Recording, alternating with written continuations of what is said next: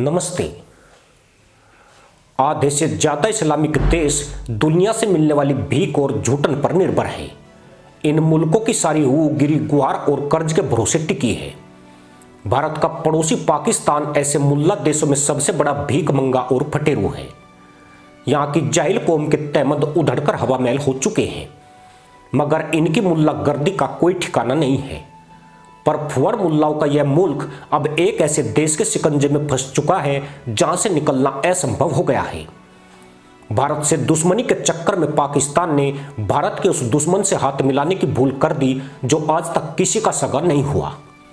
यह देश भारत का पड़ोसी चीन है, जो परोक्ष रूप से इस्लामिक देशों को टारगेट करता है। पाकिस्तान की ज्यादातर आबादी मानने लगी है कि पीओके बहुत जल्दी भारत का हिस्सा बन जाएगा और मुल्क का कई टुकड़ों में बंटना भी तय है। साथ ही यह डर भी मदरसा कौम में गहरा हो गया है कि बचे खुचे पाकिस्तान पर चीन कब्जा कर लेगा।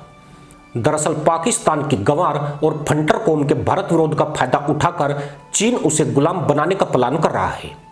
वह अफगानिस्तान में भी अपनी मनमर्जी चलाना चाहता है। साथ ही उसके निशाने पर बांग्लादेश और मालदीव जैसे इस्लामिक देश भी हैं।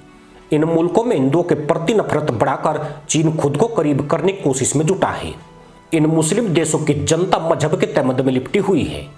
पाकिस्तान इन मूर्ख मुल्ला देशों में सबसे अग्रणी है। यही वजह है कि चीन ने सबसे पहले पाकिस्तान में अपने प्लान को आजमाया है, जहां उसे सफलता भी हासिल हो रही है।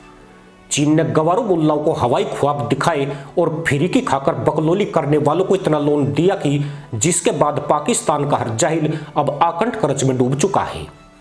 पाकिस्तान ने पूरी दुनिया से जितना लोन उठाया उसमें चीन का हिस्सा 32% से अधिक है। वहीं चीन के कर्ज पर लगने वाली ब्याज दर 5% से लेकर 7.5% तक है, जबकि अंतरराष्ट्रीय संस्थाएं 1 या 2% ब्याज दर पर कर्ज मुहैया कराती है।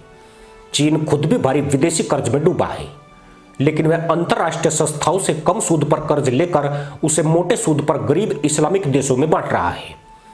इसे इस तरह समझ सकते हैं कि चीन पर 2023 के आखिर तक $580 अरब का कर्ज था, जो उसकी जीडीपी का 287.8% था। वहीं चीन ने दुनिया में करीब $240 अरब का कर्ज बांटा है। इसमें पाकिस्तान पर चीन का सबसे ज्यादा कर्ज है, जो $29 अरब है। इसके अलावा पाकिस्तान को ऐसे भी लोन दिए हुए हैं जो दुनिया की नजरों में नहीं है, और चीन पाकिस्तान उनके बारे में बात नहीं करते हैं। इतना ही नहीं, चीन ने पाकिस्तान की विभिन्न परियोजनाओं में $60 अरब का निवेश भी किया है। यह तब है जबकि पाकिस्तान की कुल अर्थव्यवस्था ही $365 अरब है। यानी चीन ने पाकिस्तान का 1/3 हिस्सा लगभग अपने चंगुल में कर लिया है। अगर पाकिस्तान चीन की कर्ज अदायगी करने में विफल रहा तो वह बिना किसी अड़चन के उसके संसाधनों पर कब्जा कर लेगा। भारी कर्ज और राजनीतिक अस्थिरता ने पाकिस्तान को महंगाई किंग बना दिया है। इस देश में वो हर चीज महंगी है जो भारत में आम आदमी के लिए सस्ती है। धरना प्रदर्शन और हुओं की मुल्लाबाजी की सरताज माने जाने वाली मदरसा कौम अब एक नई आफत की आशंका से कांप रही है। पाकिस्तान के बारे में ऐसी खबरें चल रही है कि आने वाले 1 महीने में पाकिस्तान के भीतर नरसंहार हो सकता है, जिसकी सबसे बड़ी वजह पाकिस्तानी आर्मी चीफ जनरल असीम मुनीर है। दरअसल पाकिस्तानी फौज के आका जनरल मुनीर अपनी अलग रूमानी दुनिया में जी रहे हैं। पाकिस्तान के घर घर में जनरल साहब की अय्याशी के चर्चे हैं।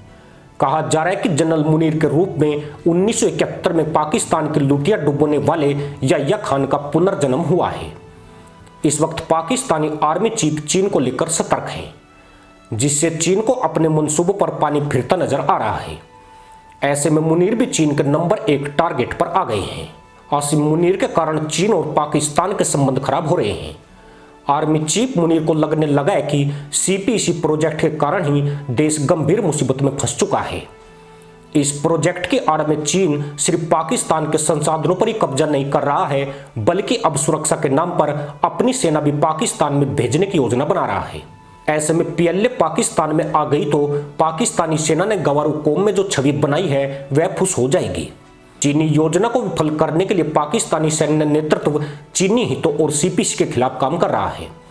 वो जानबूझकर पाकिस्तान में चाइनीज प्रोजेक्ट्स को लटका रहा है, ताकि चीन से लंबे वक्त तक पैसे ऐंठे जाते रहे।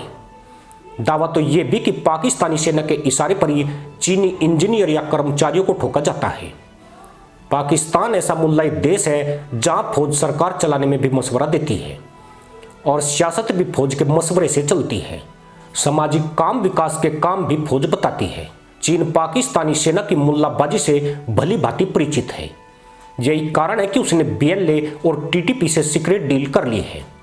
साथ ही पाकिस्तान पर दबाव बढ़ा दिया है कि चीन को पाकिस्तान में सेना तैनात करने दी जाए।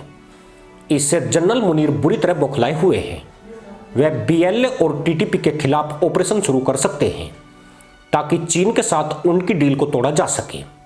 पर दिक्कत यह है कि क्या पाकिस्तानी आर्मी कुकुर मुत्तों की तरह उग्र विद्रोही गुटों पर काबू कर पाएगी, खासकर तब जब चीन ने भी उनके साथ हाथ मिला लिया हो। अगर चीन को एक तरफ रख भी दे तभी भी पाकिस्तान के लिए चुनौतियों से निपटना आसान नहीं है। खैबर पख्तूनख्वा से लेकर बलूचिस्तान और POK से लेकर गिलगिट बाल्टिस्तान तक पाकिस्तानी सेना के खिलाफ बगावत हो रही है। पाकिस्तान सरकार भी सेना के हाथ की कठपुतली है। पाकिस्तान का इतिहास इस बात का गवाह है कि वहां की सेना हमेशा सत्ता को अपने कंट्रोल में रखती है, क्योंकि जब सत्ता में दखल होगा तभी पाकिस्तानी सेना को फायदा पहुंचेगा। इसी के साथ अनुमति दोस्तों, जय हिंद, वंदे मातरम।